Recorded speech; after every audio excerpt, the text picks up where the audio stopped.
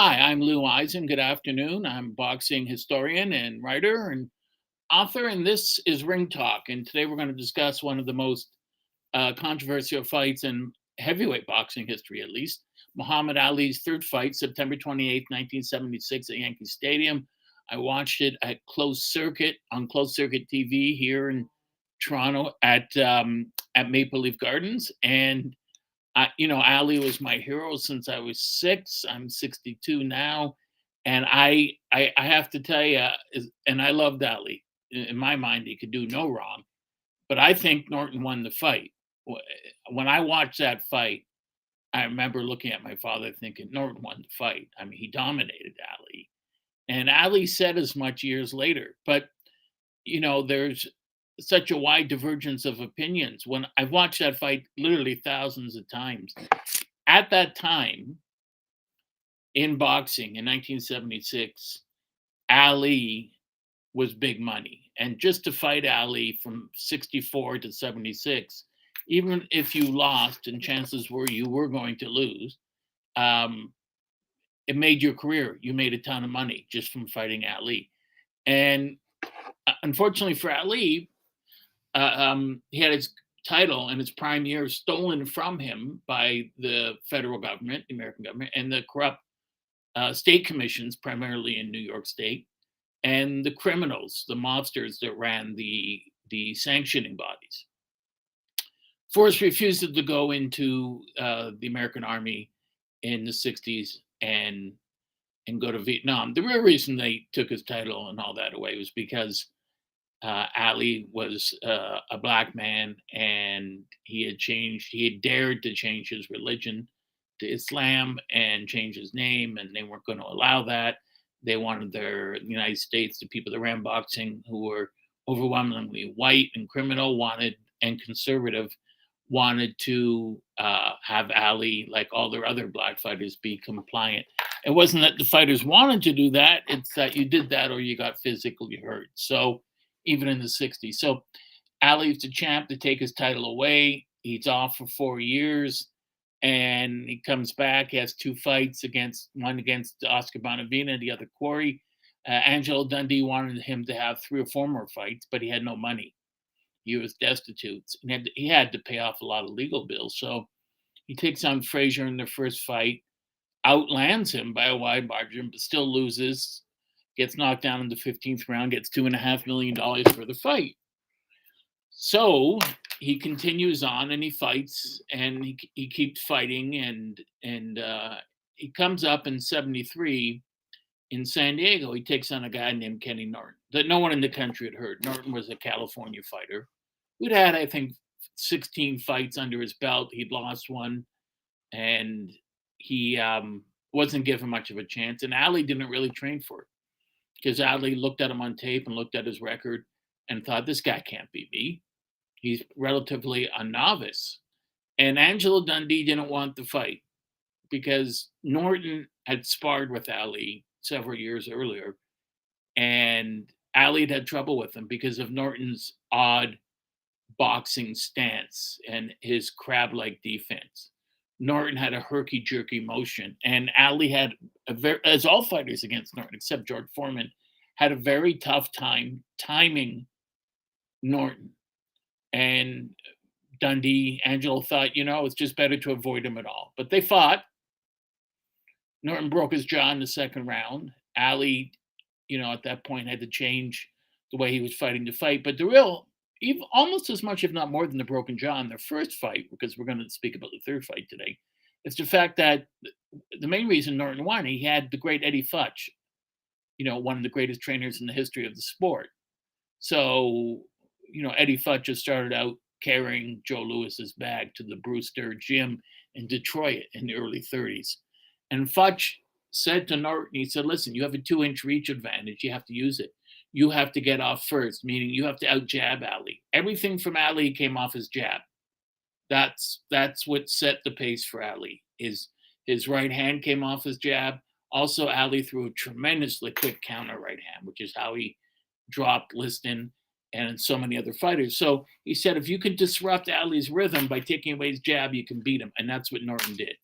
And so Ali's fighting the fight, and Ali admits he didn't train well for the fight, if at all. And he gets his jaw busted in the second round. And I remember asking him years later, "Did you know your jaw was broken?" And he said, "What do you think?" And I said, "Well, you had to have known your jaw was broken. I mean, the pain, the fact that you couldn't use it, you couldn't open or close your mouth, you were in serious pain." And he said, "You're not as dumb as you look." And I said, "Actually, Muhammad, I'm way dumber than I look. As dumb as you think I am by looking at me, I'm that many levels dumber," which he laughed at. And so his jaw heals. He fights Norton in a rematch and he beats him. So a lot of people like George Foreman think that Norton won all three fights. A lot of people did against Ali. And Ali won the second fight by split decision. He lost the first one by split decision. But Norton didn't complain after the second fight. He said, "No, I think it was an honest decision.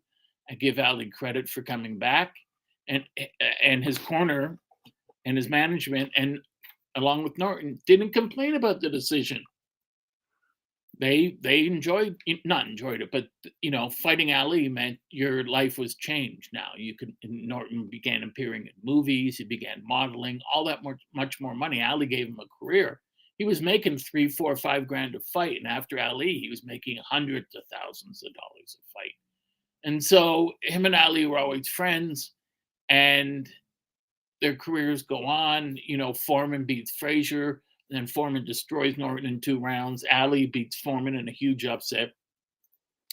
And then he has the Thrilla in Manila in 1975 against Joe Frazier, which I always thought, though I would never say to Muhammad, was the perfect time for him to quit. The problem was for Ali is they stole 4 years. The government stole 4 years of his prime years from him. So because of that, how do you tell him you should quit now? He spent the second part of his career trying to get those years back.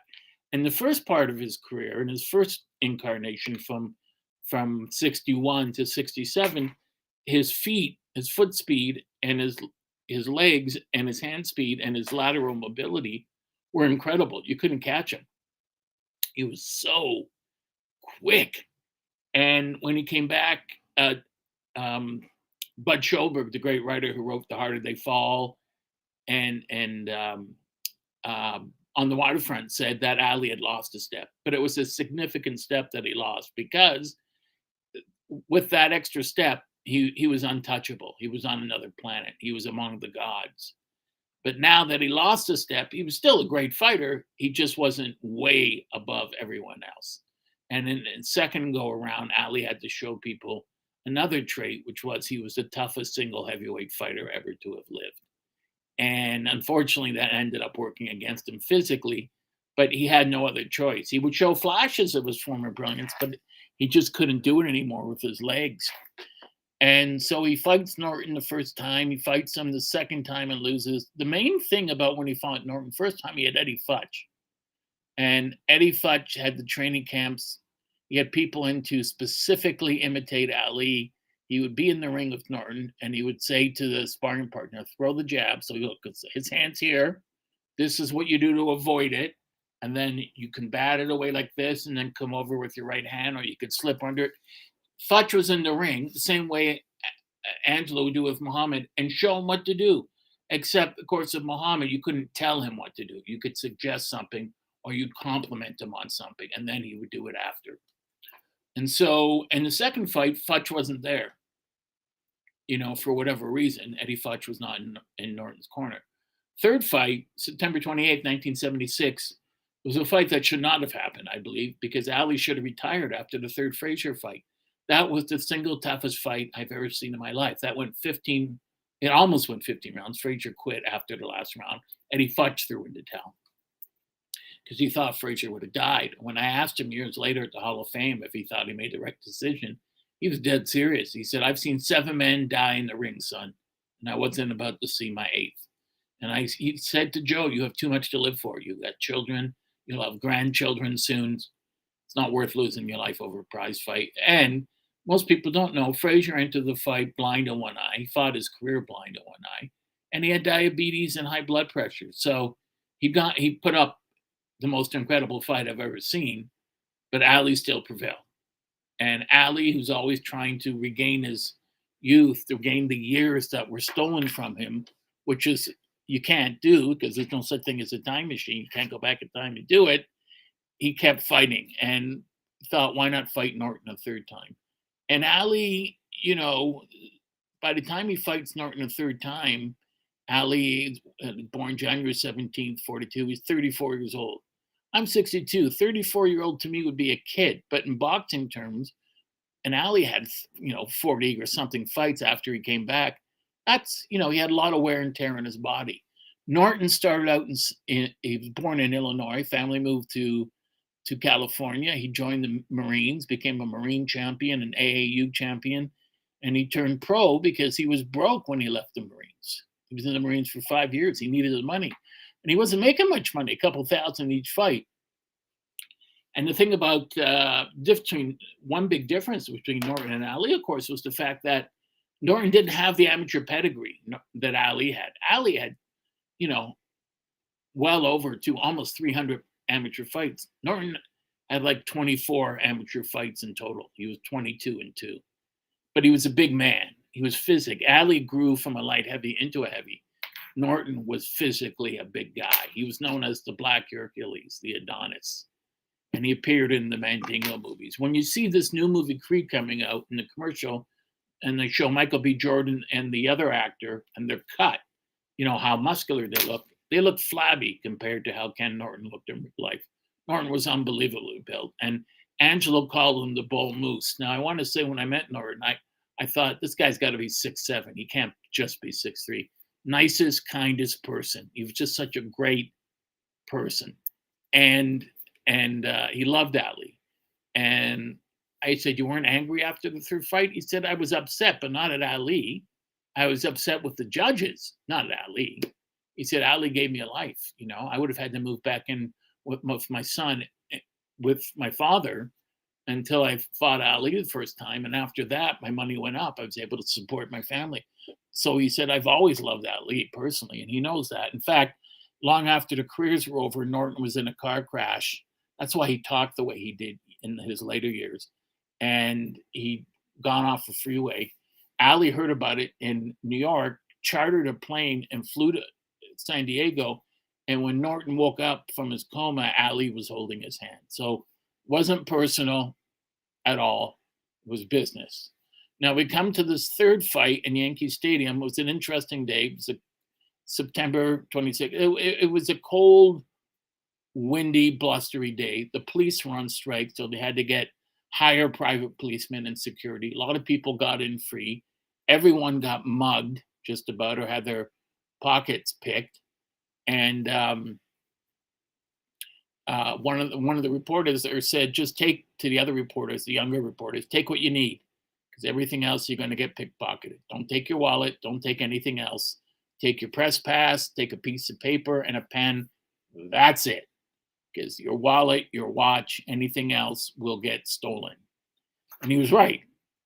So this fight remains extremely controversial to this day. And there are a lot of people like George Foreman, whom I adore, said that, if they fought 100 times, Norton would win 100 times. Everyone thinks that Norton won this fight. And most people do. I did when I saw it originally, but I've watched it several thousand times since then. Yes, I'm a boxing junkie. And I still think Norton won, but there's some big, very big ifs. Now, in boxing, Angelo Dundee always said to me, ifs don't count.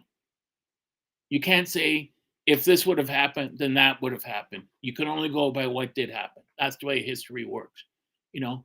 As he used to say, if the West had gone into Germany in the early 30s and got rid of Hitler, there would be no Second World War. But they didn't do it.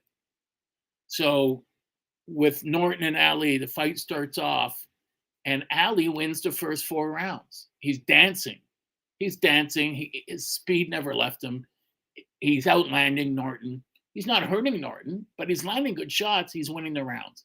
Wins the first four rounds. 5th round, Norton just storms out and corners Ali on the ropes and gives him a full body beating. Hits him to the liver, to the kidneys. He's bringing shots up to the head. Ali comes back, has a better round in the sixth. Norton really lays a beating on Ali in the seventh. So if you're looking at this now after 7 rounds, right, you could say that it's you could even say it's 4 rounds to 3 or 5 rounds to 2 for Ali. That means there's 8 more rounds to go. So if Ali's won 5 of the first 7 rounds, that means to win the fight, he only needs to win 3 of the next 8 rounds. So it's no longer, you know, a 15-round fight. And look at it in a different way. After 5 rounds, it was scored 4 rounds Ali, 1 round Norton. That's a 10-round fight. Ali needs to win 4 of the next 10 rounds, and he could still come out ahead. So the fight on, Ali's dancing, but we don't know how well Ali trained before the fight. Harold Conrad, by the way, the movie The Harder They Fall, the character Humphrey Bogart played, it was based on Harold Conrad, this boxing publicist, very famous man. He was a publicist for Bugsy Siegel, and he was promoting Ali, and he couldn't find Ali the night before the fight because they wanted to do interviews, and he got a key to Ali's bedroom or his hotel room, went in, and there was Ali in bed, he said, with several girls. I don't know if that's true or not, but he just said, I just I can't believe this. You're fighting Norton, who wants to take your head off, and you're doing this. And apparently Ali said, I'm not worried about him. I'm in shape. So I don't know if that happened or not. That's what I read. It may be true. It may not. So Ali, is entering the ring. He's got Angelo Dundee there, but Norton doesn't have Eddie Futch, and that's a big problem because he's getting the wrong advice from his corner. His corner is telling him what to do and what not to do. So, being guided by Eddie Futch, who also guided Joe Frazier, makes a really big difference. So Norton, is going up and he's beating all these different people. And that style of his, that Archie Moore crab-like defense, and you can never see where Norton's punches were coming from because of its herky-jerky style. It gave Ali fits. It gave Ali problems. Norton could land on Ali, and Ali couldn't time him. In fact, Ali said, and George Chuvalo said, that the hardest guy they ever had to time and had the most difficulty with was Frazier. And Ali missed a lot of punches in all 3 fights of Frazier because Frazier was always bobbing and weaving, but he was usually going from side to side. And that's very hard to time, especially when it's a smaller man. Norton went side to side, but he went up and down. He went on angles. He was such a herky-jerky motion, he was almost impossible to time. Even though he was a big man, he was a big target, Ali just had a lot of problems with him. And so Ali had times where, if he could get his jab going and get shots off, he could land punches and punches, but he couldn't stand there and pot shot him as he would like to do at times. Ali loved doing that. You couldn't do it with Norton. He was just, Norton was just too difficult to figure to hit. Not for Foreman, but against Ali, he rose to the top. And so they're fighting 4 rounds, 5 rounds, 6 rounds, 7 rounds. And you're watching the fight. Now, Jerry Eisenberg, the Hall of Fame writer, brilliant writer, he was the one who said about the third Ali-Frazier fight, they're not fighting for the heavyweight title of the world. They're fighting for the heavyweight title of each other. He's watching the fight, and he's thinking, this is a boring fight. And not only that, it was at times a boring fight because Ali laid on the ropes. He didn't have the legs. And I think after the third Frazier fight, he was done as a fighter. But who's going to have the right? I certainly didn't. Who did? No one did. To have the right to tell the great Muhammad Ali, you should call it a day. So they put all this money out in front of him. Plus all the people in boxing are saying, if you go, the sport dies. You got to stay. So Norton knew coming into the fight that he was fighting more than just an aging Ali. He was fighting the legend of Ali. He was fighting Ali's accomplishments and Ali's place, not only in fistic history, but in world history. And Norton thought he was well ahead. So he had parts in rounds where he would really go after Ali, but he also had other parts where he took it easy, and let Ali expend his energy. The rule of thumb back in 1976 was, and for the 100 years previously and a little time after 76, was if you're going to beat a world champion by a decision, you have to dominate them every round and put them down a couple times. But you have to beat the hell out of them all 3 minutes of every round and lump his face up, close his eyes. You have to make it such a one-sided beating that the judges cannot take it away from you. And that didn't happen. Norton dominated parts of the fight. Did he dominate every minute of every round? No. Did he lump up Ali's face? No. Did he give him the worst beating of his life? No. He dominated parts of the fight, but he certainly didn't dominate the entire fight. Did he dominate enough of the fight to win the title? I thought he did. But that wasn't the way it was ruled at the time. So Norton's doing his best. He's hitting Ali to the body. He's hitting him these overhand rights that Ali's having trouble blocking. Norton had a longer reach, so Norton would throw these arcing right hands, and Ali would have his hand up, but the punch would come behind the glove, hit him on the side of the head here, which is very discombobulating. Norton landed a lot of shots. Ali proved that he had the best jaw in all of boxing history because no one hit him like that. Foreman hit him some phenomenal shots in the flanks and in the chin, and Ali took him and said, "Is that all you got?" So he's talking to Norton the whole time. He's flurrying in different parts of different rounds. So, it looked like after the 8th round, Norton's winning.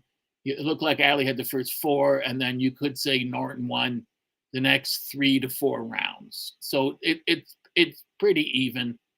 Ali's winning a round here or there. Norton seems to be winning more rounds during the whole fight. And Ali always got up to face certain opponents, but the opponents definitely got up to face him. And Norton was one of those guys. This meant everything to him. This was a personal competition, between him and Ali. He wanted to prove that there was no way, this old guy can beat me. It's my turn. It's my chance. I'm going to reign as the heavyweight king, and I'm going to take it from Ali. And Ali had done all this talking, pointing out Norton's flaws and Norton's mistakes, all the psychological warfare. Norton just said, they asked him at the press conference, do you have any, would you like to come up to the dais here? And, he's sitting down at the dais, come up to the mic. And they said, what's going to be your main target in this fight? What's your strategy, your goal? And he walked over to Ali and he puts a burlap bag on his head, which Ali let stay on for comic effect and then took off. And Norton just said, well, he talks a lot. So my goal for this fight is going to be his head. That's my strategy. And he was right. That's what he was trying to do. And he whacked Ali in the head many times. Norton was supremely confident. He said his legs are gone. Frazier took anything left he had. All he can do now is just stand there and take a whooping. So, and I intend to give it to him. This is my time to shine. I'm the younger man. I'm the better fighter. He's done. And I'm going to show the world. And throughout the fight, I'm watching the fight at Maple Leaf Gardens in closed circuit. And I'm going like this. I'm going, come on, Mohammed, get going. Get going. Get going. And I would say, my father, he lost that round. He lost that round. My father would say, he can't keep giving rounds away like this. And I said, I know, he's got to start putting rounds in the bank. But my father said, you have to also understand that the audience was entirely pro-Ali. And he said, that has to affect the judges. The judges, of course, are supposed to be objective, right? Boxing judging is supposed to be objective. But all judges are human, they're subjective, and they bring their personal biases into each fight. And they knew where their bread was buttered. But still, I think, Arthur Mercani, Harold Letterman is a magnificent judge, and I believe Barney Smith was the other one. It was a close fight. I mean, it was a very close fight, and they had a close fight. So rounds where you think, well, maybe Ali did enough to pull it out, you'd find out later Ali did win that. And then you had Norton. I think Norton took that round, and you look at their scorecards, and Norton did take the round. The mistake, the fatal mistake that Norton made to the judges, but not in the eyes of the people watching, other than the judges, is he didn't have that good a corner without any flexion. So after the 13th round or 14th round, his corner said, "You're winning the fight. Don't take a chance. Don't get caught." Ali could still punch. You can't say a guy who's 6'3", 2/4, 225 pounds, and well coordinated can't punch. Ali, hurt Norton several times in all their fights.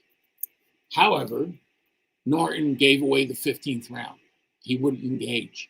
So all Ali had to do was show a minimal amount of offense. And so going in after 14 rounds, the fight on two cards, Arthur McCanny's card and Harold Letterman, was dead even, 7 rounds apiece. And on the other card, Barney Smith had a 7-6 Ali with 1 even. So that card could have gone either way. So 15th round decides to fight. Now, when Ali gets up, Angelo Dundee said, "You need this round. This round ties the fight. You could tie it or win it with this round. You cannot lose this round and keep your title." And Ali knew that. That's all he wanted to hear. Didn't need to be told anything else. And he dominates the round. Norton's running. Ali's the aggressor.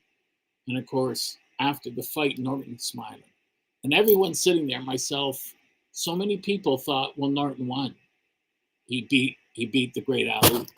And the scores come back, and Letterman, all the previous 2 fights have been split decisions. First one for Norton, second one for Ali. And this fight was a unanimous decision. So when you hear that, I went, uh-oh. I got a chill going down my spine. My stomach started to, oh no, not a unanimous decision. They're not going to do this to Muhammad. Please don't. And it was Judge Harold Letterman scores the fight 8-7 for Muhammad Ali. Referee Arthur McCanny scores the fight 8-7. And there's that long pause, Muhammad Ali. So it's over.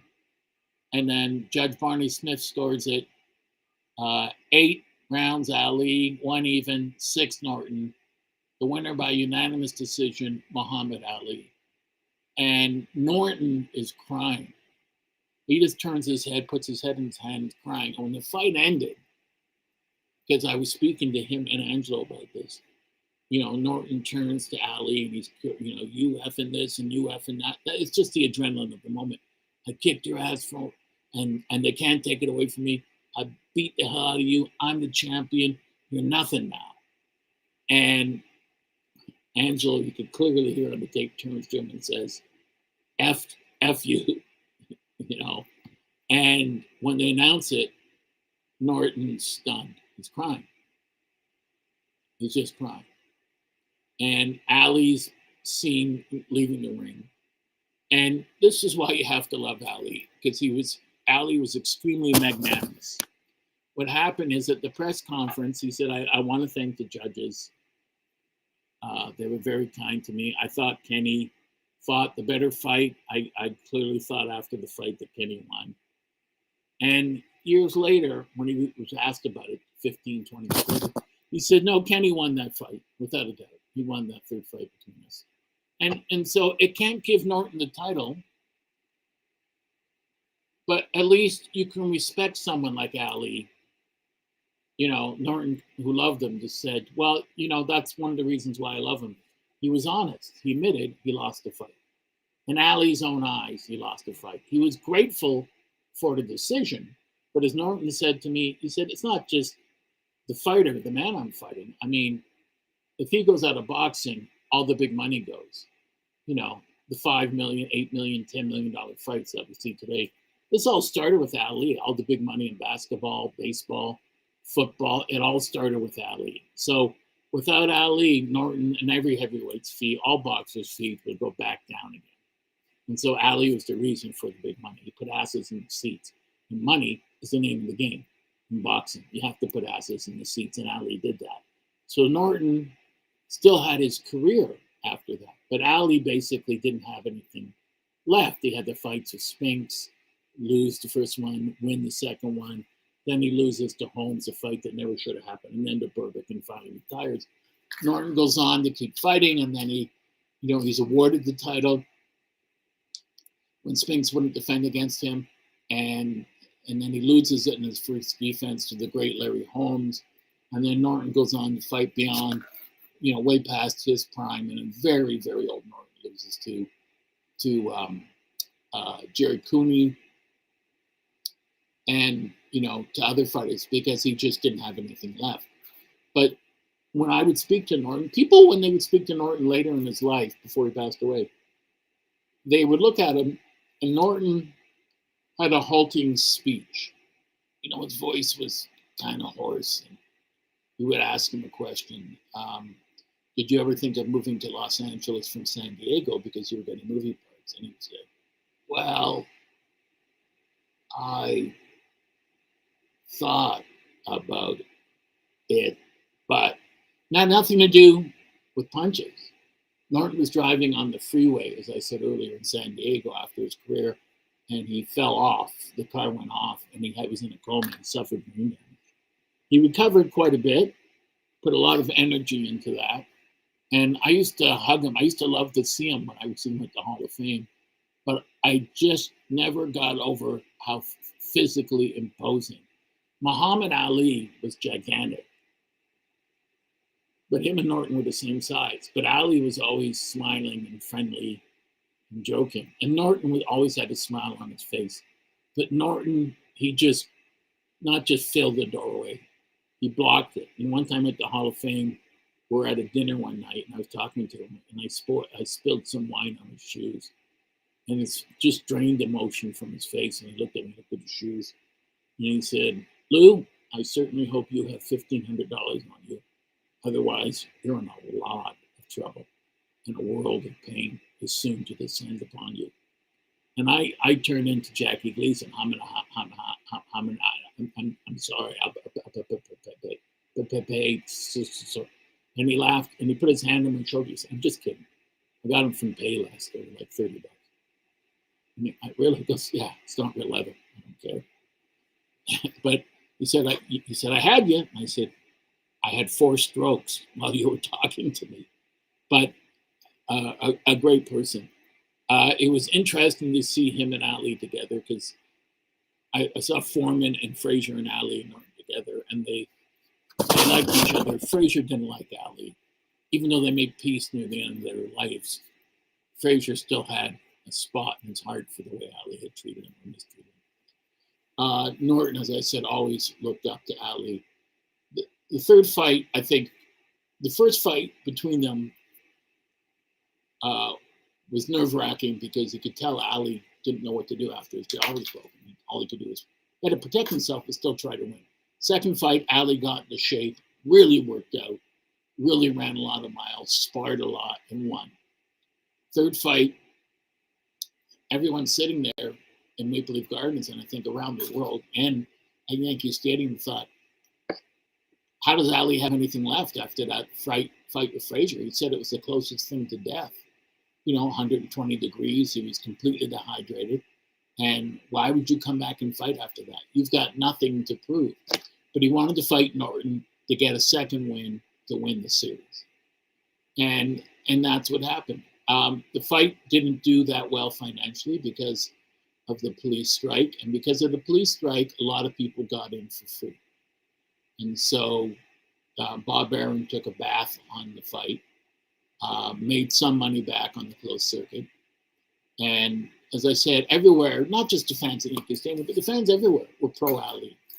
We all loved Ali. They all wanted Ali to win this fight. So because of that, that had to have affected the judges. Although even in spite of that, the judges' scorecards still, were extremely close. On 2 of the judges' scorecards, Ali won the fight in the 15th round. Meaning, if Norton had won the 15th round, he would have won a split decision, 2-1. And that's how close he was. but he gave the round away. He willingly gave the round up because that's what he was told to do by his corner. Whereas the smarter man, Angelo Dundee, said, "We're behind. You got to win this round just to stay even." And that was the difference in the fight. Ali knew it, fought his heart out, knew how to rally at the end of a round. But he did pull other rounds out too during the fight.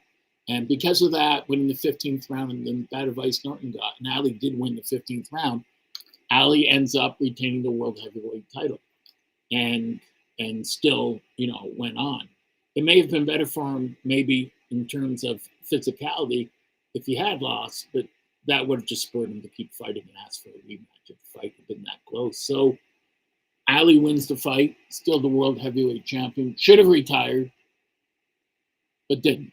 That was a great night and great fight. You can get it on YouTube. Jerry Eisenberg thought it was a boring fight, but to me, it was always exciting when Ali fought because anytime he got hurt or hit, or you looked like you thought he may be losing, it was a very scary thing for me and all of his fans. All of his fans would sit there like this, and we start chanting, "Ali, Ali!" Like, come on, pull it out. You can do it.